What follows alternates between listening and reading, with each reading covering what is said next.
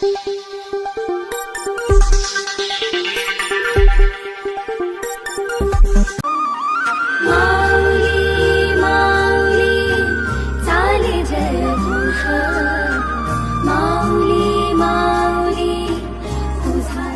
पदावर असलेला अधिकारी मुलगा त्याची आई आता वृद्धाश्रमामध्ये आहे आणि ज्यांना मी जन्म दिला, ज्यांना लहानचं मोठं केलं, त्यांच्यासाठी वाटेल ते कष्ट भोगले. त्या कष्टाचं फळ मला काय मिळालं तर माझा शेवट, या शेवटाकडे मी चालले त्या टायमाला मला वृद्धाश्रमासारखं एक आधार शोधला.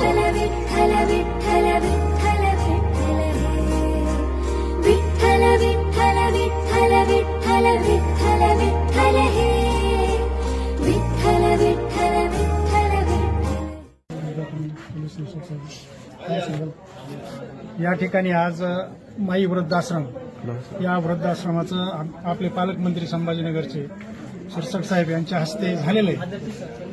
खरं तर असे आश्रम उभा राहू नयेत अशी आपली भावना पाहिजे.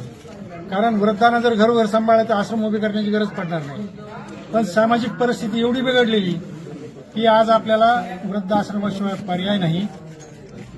सेंट्रल गव्हर्नमेंटने जी सर्व्हे केला त्याच्यामध्ये वृद्ध व्यक्तीमध्ये 30% लोकांना सांभाळण्याची गरज आहे.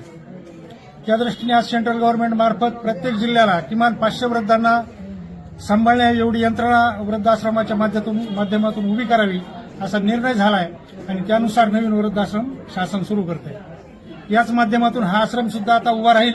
भविष्यात अनुदान मिळण्यासाठी आम्ही निश्चित प्रयत्न करू. मी सुद्धा एक वृद्धाश्रम चालवतो.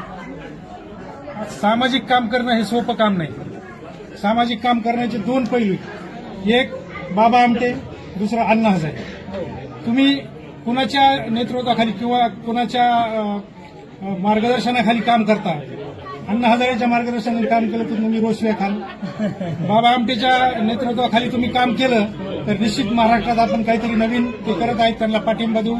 असं एक सामाजिक काम आपण उभं करू आणि निश्चितपणे सामाजिक काम जसं करतो तसं राजकारणात सुद्धा ह्याच पद्धतीचं काम आहे. चांगलं काम आणि वाईट काम दोन्ही, अर्थकारण, राजकारण, समाजकारण. कुठल्याही मंत्र्यांनी समाजकारण केलं तर यशस्वी होतो. आज गोपीनाथ मुंडे आमचे मार्गदर्शक नेते आहेत.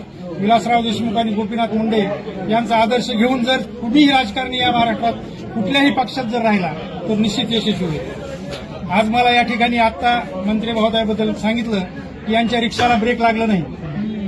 ते रिक्षा चालवत होते, निश्चित चांगलं काम केलं. 3 वेळा ते नगरसेवक झाले, 4 वेळा आमदार झाले. म्हणजे त्यांची रिक्षा सुसाट, त्यांच्या गाडीला ब्रेक लागला नाही. हे सुद्धा एक चांगलं काम त्यांनी केलेलं आहे आणि त्यांच्या माध्यमातून या संभाजीनगरमध्ये अनेक उपक्रम राबवले जातात. ही सुद्धा आनंदाची बाब आहे. त्यांनी आता शब्द दिला आहे या ठिकाणी की आम्ही प्रत्येक वृद्धाश्रमाला मदत करू. त्या दृष्टीने आम्ही पूर्ण महाराष्ट्रातल्या आमच्या संघटनेमार्फत त्यांच्याकडे पाठपुरावा करून या ठिकाणी जास्तीत जास्त वृद्धाश्रम कसे शासनाच्या माध्यमातून निर्माण करता येतील यासाठी प्रयत्न करू. आज मी शिवाजी फड मुंडे साहेब यांचा कार्यकर्ता, म्हणजे जिल्ह्यात आम्ही फक्त मुंडे भक्त या नात्याने ओळखतात.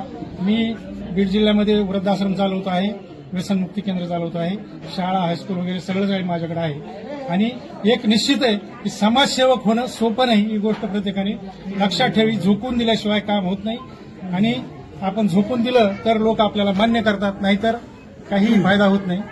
या दृष्टीने आज आमचे वाघमारे साहेब खरंच चांगलं एक काम त्यांनी उभं केलं आणि भविष्यात सुद्धा ते असंच पुढे काम करतील. त्यांना या आश्रमाबद्दल मी आता शुभेच्छा देतो आणि थांबतो. धन्यवाद. अगोदर माई वृद्धाश्रम ओपन करण्याच्या पाठीमागचा उद्देश असा आहे की महाराष्ट्रामध्ये काम करत असताना पाहिलं की अनेक ग्रामीण भागातील माझ्या माईंना 2 वेळचं भोजन मिळत नाही.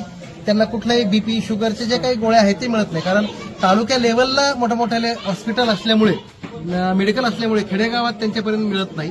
आणि अशा अनेक माई आहेत की ज्यांना कुणीच सांभाळत नाही. मग त्यांना कुणी सांभाळायचं? अनेक आम्हाला बिन वाटतंय की आश्रम नसावेत, परंतु ह्या माईसाठी कोण आहे? अनेक अशा माई पाहिल्यात मी की ज्यांना मुलं असून सुद्धा ते मुलं पाहत नाहीत, त्यांच्या मुली पाहत नाहीत. अनेक माई उपाशी राहताना मी पाहिलेत आणि ती वेदना माझ्या मनाला कुठेतरी खोल जखम करून गेली.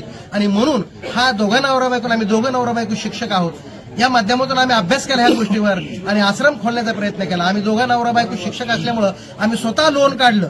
कुठलाही कोणाचाही 1 रुपयाचा आम्हाला मदत मिळाली नाही.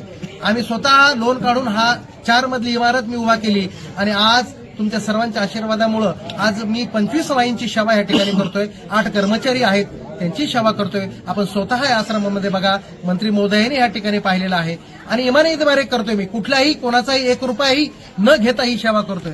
अनेक माझ्याकडे लाभार्थी येत आहेत, त्यांच्याकडून कुठलाही 1 रुपया घेत नाही, अशी मोफत सेवा या ठिकाणी करत आहे. जोपर्यंत माझा जीव आहे, माझ्या मॅडमचा माझ्या मिसेसचा जीव आहे, तोपर्यंत ही मोफत सेवा मी या ठिकाणी करणार आहे. धन्यवाद.